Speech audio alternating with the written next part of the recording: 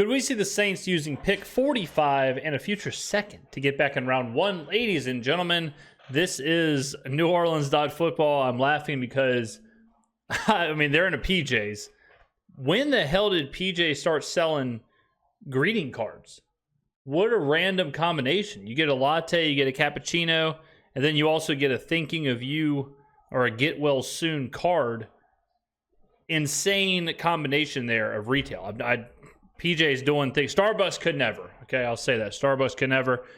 Let's go ahead and let's get back to the title here. So using the second and a future second to get back in round one. So why would the Saints get back in round one? So I want you to think about this, all right? People look at draft picks linearly. They look at it like a first is a first, a second is a second, a third is a third, a fourth is a fourth, and that's it. But there's really tiers to picks. Of like the first overall pick is very different than the 30th pick in round one, right? Even though they're both first round picks, okay? So if we have 45 and the last pick of the first round is 32, so you're talking about moving up into the round one. Does that mean 32? Does that mean 31? Does that mean jumping up into the upper 20s? Because as you continue to ascend, those are different tiers. And that's a whole lot of capital to get up there. I don't like this idea at all. I don't like the idea of trading to get back into round one. I would much rather trade down in round one, recoup some draft capital, and then take a lower first round pick, your second round pick with 45, and then potentially another second round pick with whatever you got for trading down, or a third round pick, or whatever pick you get. I would much rather that strategy. With that being said, if we did trade 45 and a future second to get back into round one, it would have to be for a very specific stud. Okay? Stud. The one that obviously comes to mind like in history's past is when the Ravens did it, when the Ravens traded back in to get Lamar Jackson. That all sounds cool because they got Lamar Jackson. But if you flip the picks, so the Ravens had 2 first-round picks, obviously. The first one was Hayden Hurst, the tight end. Second was Lamar. It sounds cool that they traded back in to get Lamar, right? 2-time MVP. Does it sound as cool if they traded back in to get Hayden Hurst? No. It sounds awful. It's like, man, you traded back into the first to take Hayden Hurst? Ugh. It's kind of gross. So it's got to be a very, very specific player we trade back in to get, and that player has to be a stud. Stud. Could we see the Saints using pick 45 and a future second to get back into round one? So, I mean, like, where does this get you, like, to, like, 30? Okay, see, me and Nick are on the same page here. We're in the same line of thinking. Like, where does this actually get you? So you're moving from 45 to where? 30? Okay. So if you're at 30, who is at 30 that you're so desperate to get that you're willing to trade 2 seconds to get? Who is it? Is it Jared Verse slides? Is it Latu slides? Do you take an edge at the top and then trade back in to get a lineman who's sitting there?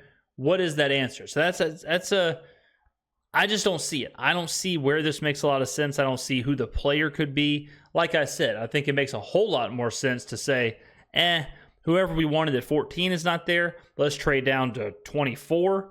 Let's take some combination of, Keon Coleman, Jared Verse, Latu, Guyton, Amarius Mims, whoever. Let's take them there at the back end of round one, and then we can keep stockpiling as we go.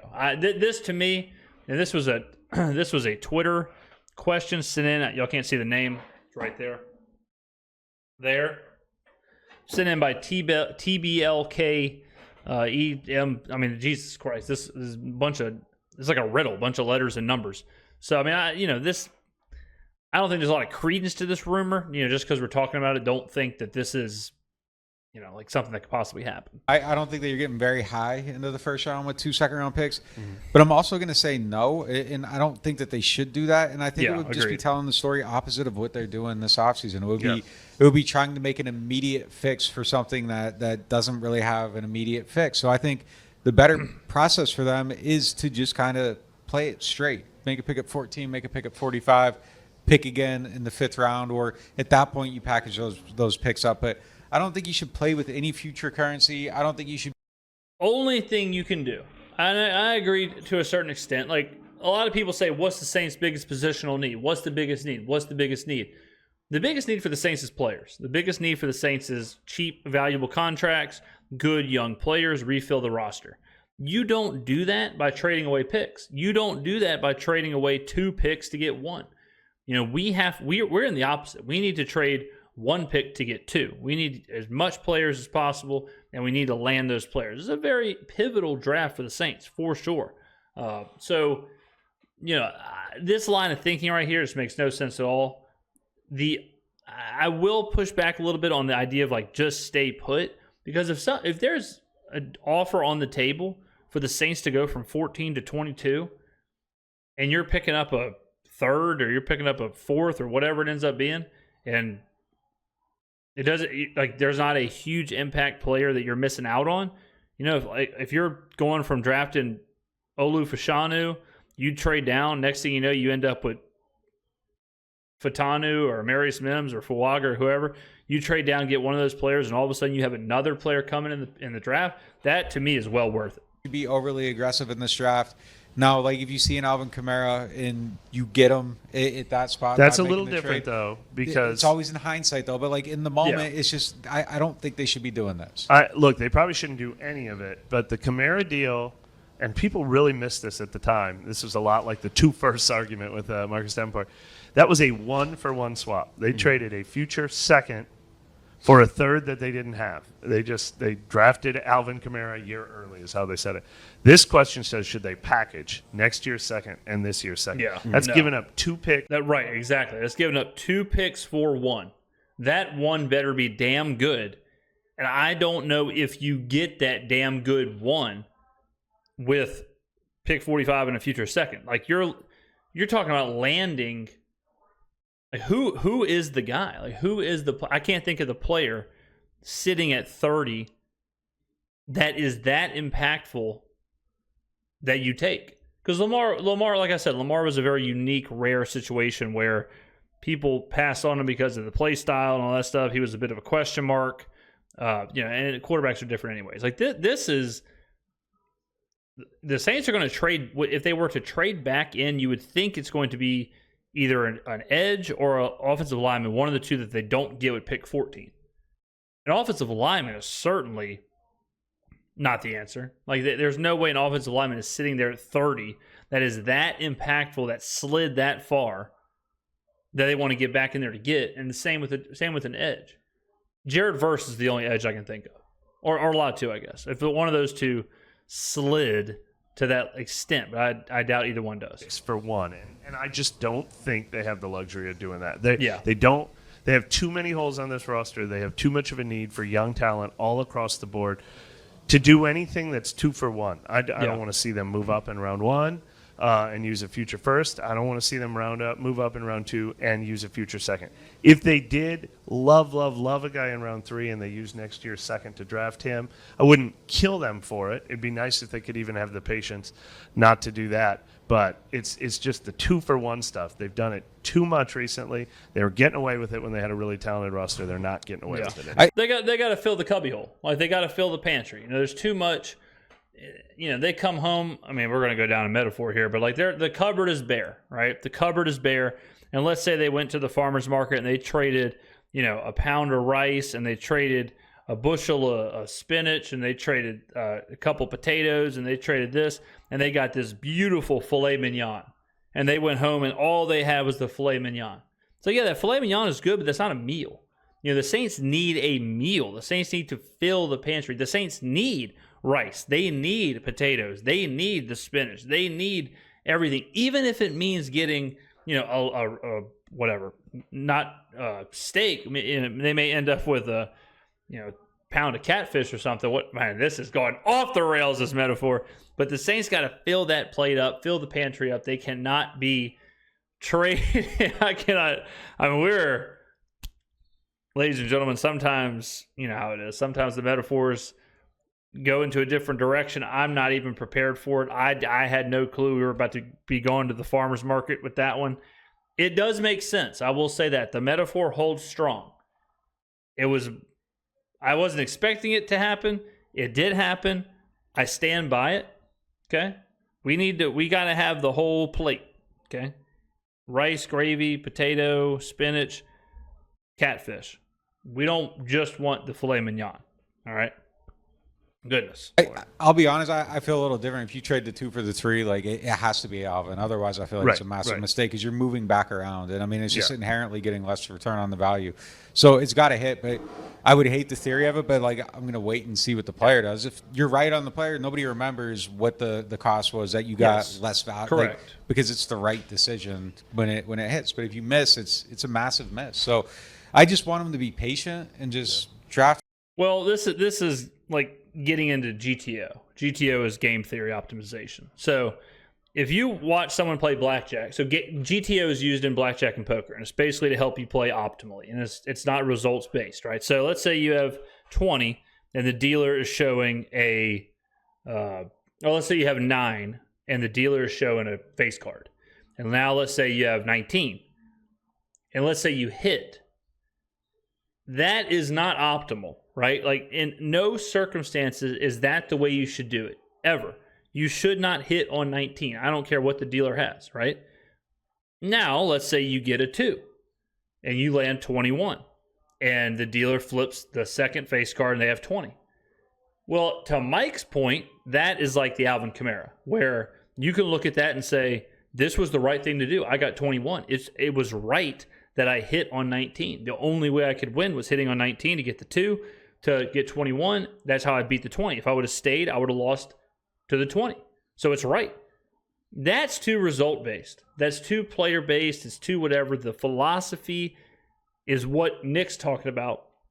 The game theory of trading a second for a third or all that stuff. Like, our philosophy has to be recouping value, recouping talent, getting players, getting those good young players under contract, nailing the draft picks.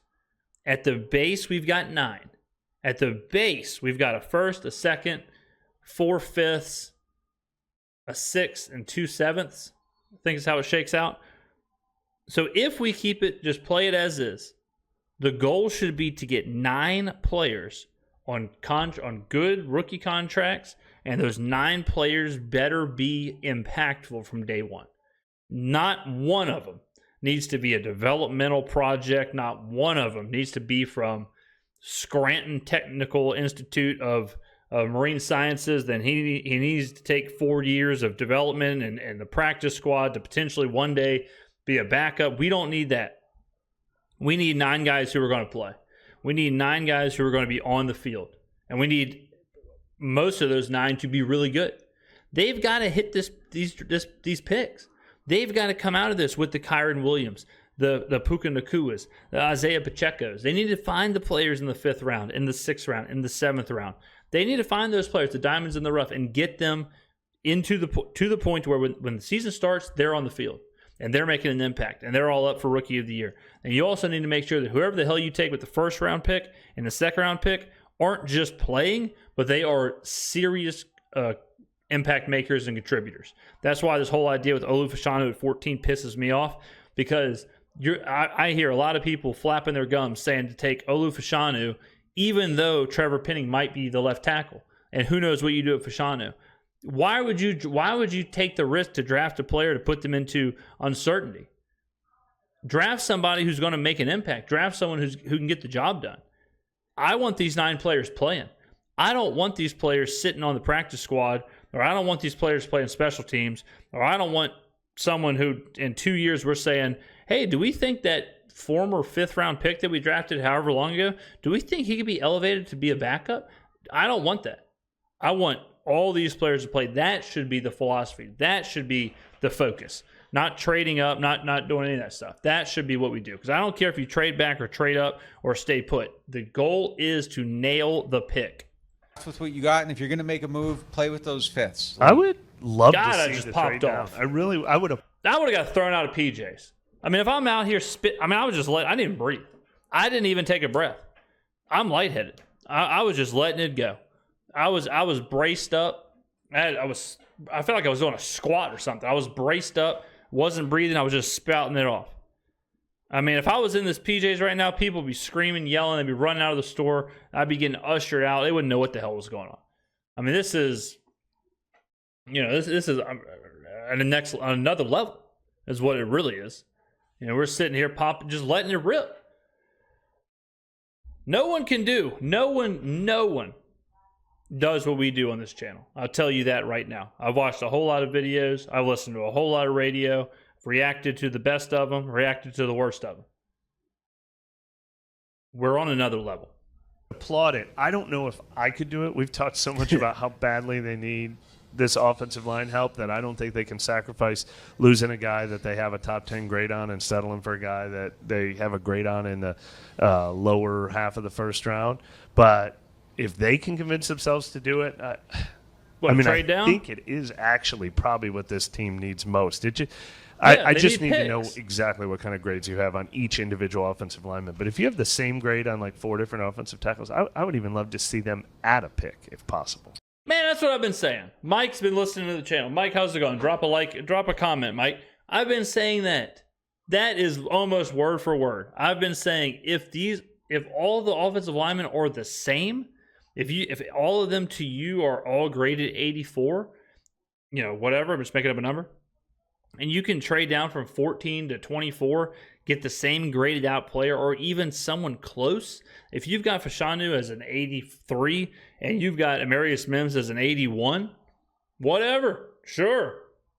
Trade down, get another pick, get a player of similar value at the same position, get that extra pick, fill another hole, fill another gap. That's the move, man. It's just such a risky move. Yeah. And then, what if you don't get him? Yeah. Or if you just get a way lesser player, how do you walk in that room and you look at Derek Carr, Alvin Kamara, Kendre Miller, Eric McCoy, everybody else on the team? Rico it's tough. It's tough to look at all those guys and say, hey, I think you just, for me, it's just make the pick at 14. Don't do anything else. Just make the pick at 14. Yep. Get the best offensive tackle. Do what you got to do. Go forward with it. Still look competitive. Don't make it look like you're letting anyone down. Don't make it look like you're conceding, but don't be overly aggressive. Just spend the money in your pocket for once and just do that and just let that be it. For me, I'm too much of a gambler. I'm telling you. It's just my mindset. I take the risk. Get creative. Gamble. Let's rock and roll. Sometimes in life, listen, if you're not betting over your head, you're not betting, okay? I mean, that's just how it is. You know what I'm saying? If you want to play at the $5 blackjack table and have a couple drinks and sweat out 20 bucks, whatever. Not what we're doing here. I want to see them doubling down. I want to see them splitting. I want to see them, and we're a lot of blackjack talk. I might have to get down to Harrah's and see how the tables are going. But I don't want them just to say, the idea of just stay put, sit at 14, take an offensive lineman. What if Dallas Turner slides? Then all of a sudden you better take Dallas Turner. The idea of just relax, don't do anything stupid, take an offensive lineman. What if Bowers is there? What if Dallas Turner's there? What if what if you want to take Jared Verse or Latu because you think, well, we'll get Mims that we can trade back in and get him. Whatever, or trade down and get whatever pick you trade down to, and then find a similar player in another position in the second round, and then rock and roll in the fifth. Let's party here. Let's get crazy. I hate the idea of just hang up the phones, draw the curtains down, turn off the lights, and bunker down and take random offensive lineman at 14. If we end up taking an offensive lineman at 14, fine. But I just want us to have a little gusto, a little creativity. I want to get the mind working. I want to exhaust all efforts. But if you can trade back and you double dip and you're right, great. But it's just the theory of it, man, it's just such a whole, playing around with that just feels so risky to me that you could end up missing out. Yeah, the other thing that's just so unique is this year feels like you can get a really special player at 14. It feels like whoever they can get at 14 in offensive tackle will feel like a top 10 guy to me because the quarterbacks and the receivers are going to go so early that I think you're going to get a special offensive tackle there. And so in some years, I don't think there's a huge difference between 14 and 20. I think there might be this year. I don't know. Offensive line, it seems like one of the deepest offensive line years in a long time. So I think it might be the opposite, where the difference in 14 and 20 isn't very much. I think the difference between 5, Joe Alt, and 14 is huge. But I don't think the difference between, I mean, if you ask, I've been hearing that Fuaga is everyone's number 2 as far as offensive lineman. All we keep hearing about is Fashanu. And then you got Fuaga, then you got Fatana. Like you're starting to hear a lot of the same names, but they're all in kind of different orders. You know, so I'm not so sure there's a clear cut 2. If you're telling me that 14 is some combination of Fuaga, Fatanu, and Fashanu, but then 20 is another one of those 3, is there really that big of a difference? I would argue against that. It's wacky enough, like Byron Murphy or whatever his name is gets in the. Oh, Byron Murphy's going top 10. I'll tell you that right now. Y'all want a free one? Y'all want a free one from your boy? That's one. Write that down. I'll see you in 5 days. When the draft happens, Byron Murphy's going top 10. Top 10, and it pushes someone down, and like there's enough, sure, but if you're like down to the last 2, or it's like 3 and you're moving from like 14 to 25, like don't do it. Don't do it. I don't know. I'd do it. I'd trade down. I would. I'd trade down unless Dallas Turner is sitting there, unless, you know, but I'd really take a hard look at it. I'm telling you, I really, really would. Ladies and gentlemen, go down below. We've talked about this a lot, but continue to let me know in the comments what you would do. I will see you in the next video.